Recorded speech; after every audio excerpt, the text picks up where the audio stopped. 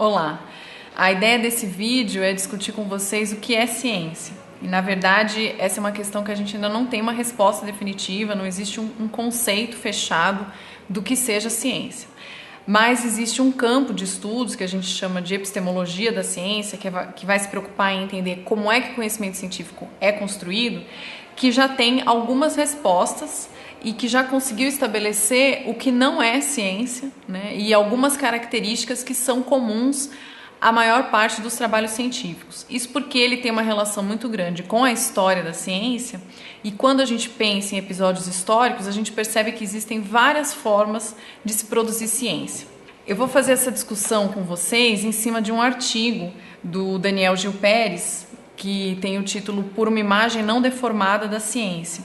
E nesse artigo ele apresenta 7 visões distorcidas do que seja a ciência. E é em cima dessas visões que eu vou fazer essa discussão. Ele coloca, e eu acho importante falar, que não são 7 pecados capitais, então a gente não tem que pensar nessas visões como coisas separadas, como coisas independentes.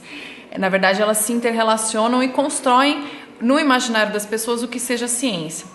E essas pessoas que eu estou falando são não só as pessoas que não estão ligadas à ciência, mas também o próprio cientista. Muitas vezes eles não têm uma dimensão do que seja o trabalho da ciência, que contemple algumas questões históricas, e que isso acaba aparecendo também na sala de aula se o professor de ciências não tiver uma concepção muito clara do que não é o trabalho científico, para que ele não passe para os alunos essas visões distorcidas. Então, para vocês perceberem o quanto essas imagens são comuns, a gente entrevistou alguns alunos aqui da UFJF e dentro do depoimento deles, tanto aqueles que estavam em laboratório quanto os alunos de outros cursos, a gente percebeu algumas visões distorcidas, mas também alguns aspectos em que eles tinham uma noção bastante clara e bastante próxima do que é realmente o trabalho do cientista. Então, dentro do vídeo a gente vai ter as mesmas questões que a gente colocou para os alunos, com um tempo para vocês pensarem qual resposta que vocês dariam para aquela questão. E em seguida a gente traz as respostas dos alunos e faz o comentário em cima desse artigo do Daniel Gil Pérez.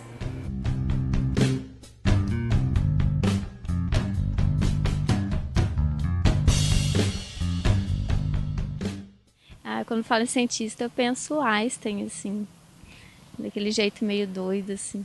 Um homem de jaleco branco, de óculos e um tubo de ensaio na mão. Gente, aquela imagem do cientista fisicamente é sempre de um sujeito que, pela dedicação à pesquisa, aos estudos, não é um sujeito gordo, assim, é um sujeito magro, um sujeito introspectivo, que fica com aquelas roupas repetitivas, porque ele não tem tempo para pensar sobre como se vestir melhor, porque ele é um cientista, ele tem que pensar na ciência, em pensar em descobertas, etc. Então, que imagina um cientista com aqueles óculos grossos de ler muitos papéis e uma aparência assim, normalmente pouco atraente, né? A princípio, né, o cientista é um cara que se dedica muito, né, muitas horas da sua vida, né? Eu acho que o que está por trás disso é os grandes exemplos de ciência que foram dados no último século, sabe? Que a gente tem esses cientistas alemães, ingleses, alguns americanos, que eram pessoas assim com um jeito mais doido mesmo, de repente, né? O cara com o cabelo meio bagunçado, né? A gente tem alguns exemplos aí, tem de cientistas que ficaram famosos com prêmios Nobel ou com pesquisas revolucionárias, e eram geralmente esse estereótipo.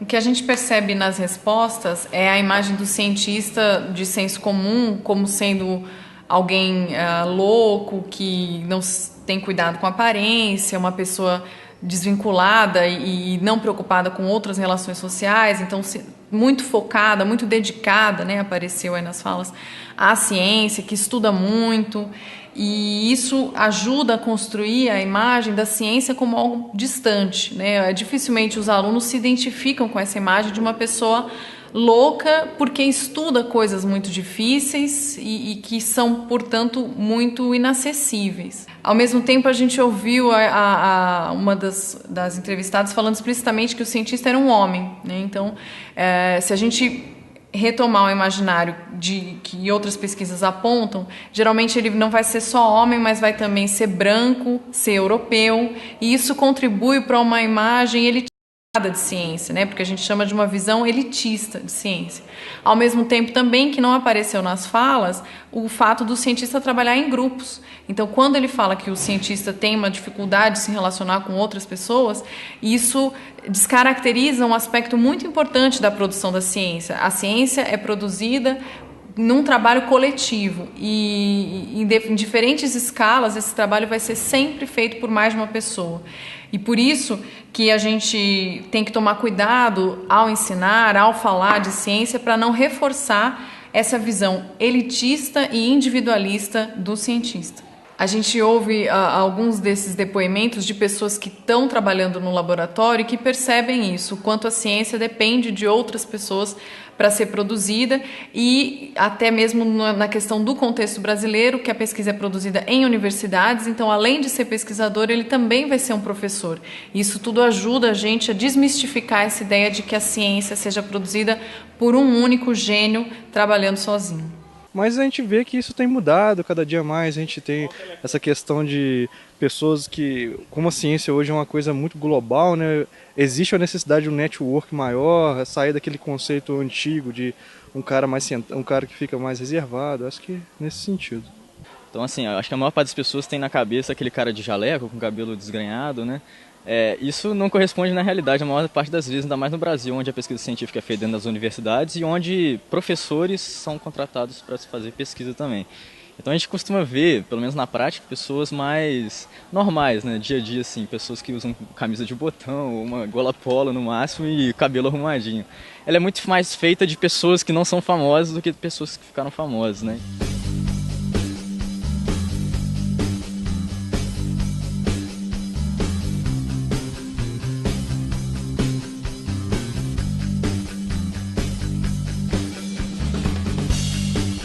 Se uma palavra é usada na ciência, para ela ter valor e credibilidade, ela precisa ser demonstrada através da observação que aquilo se refere a algo real, que pode ser experimentado. A principal característica da ciência é justamente o seu método, né? A experimentação é a única forma de confirmar as hipóteses, né, para você formular um modelo, porque não adianta nada você ter um modelo e ele não bater com a realidade. Então o que a gente tenta é sempre testar esse modelo com experimentação, né, para corroborar, ver se está corroborando a sua teoria com a sua, né, a sua hipótese com o seu prático, né? Então, não existe ciência sem experimentação, pelo menos não ciências naturais. Não existe ciências naturais sem experimentação. Filosofia, acho que ela pode imaginar, tem um pouco mais da imaginação, né? Aquilo que as pessoas idealizam. E no modo científico é o que a gente consegue comprovar, o que eles conseguem realmente comprovar que aconteceu A mais B, entendeu?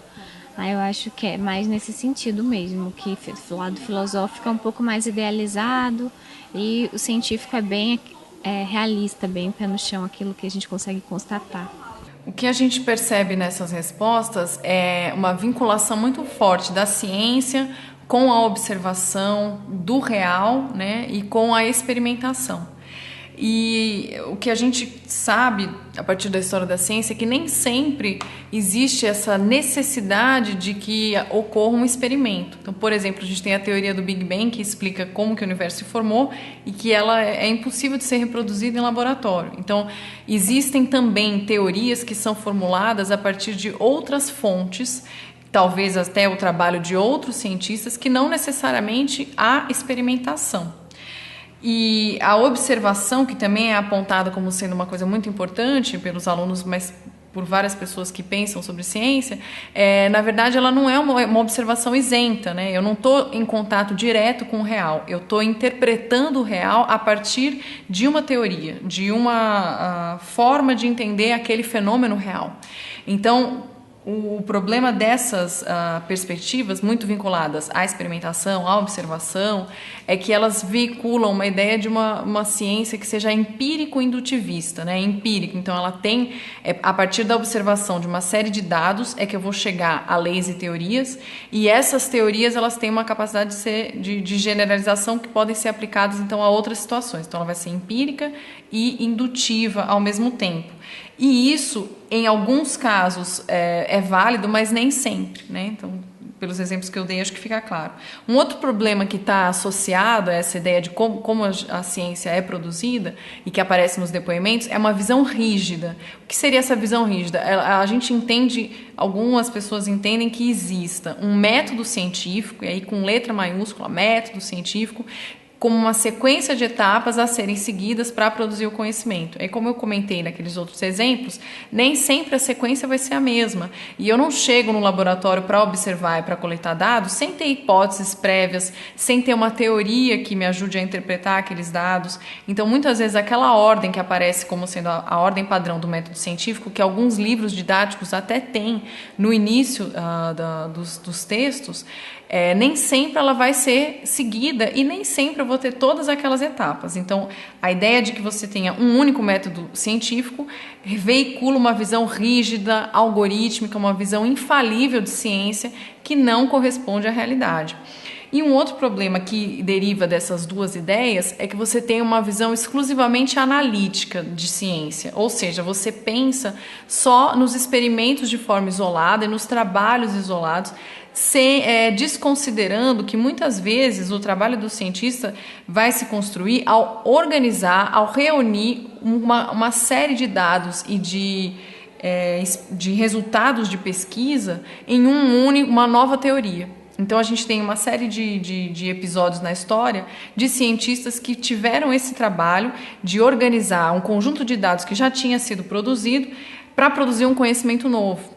E esse esforço de englobar os diferentes conhecimentos, ao invés de pensar na ciência como essa dividida em pequenas partes, é um aspecto muito importante da produção do conhecimento científico. Então, nessas falas, e quando a gente pensa o que caracteriza uma investigação científica, aparece essas três visões: uma visão rígida do método científico, uma visão empírico-indutivista e uma visão exclusivamente analítica de ciência. Todas visões que devem ser repensadas quando a gente vai trabalhar em sala de aula.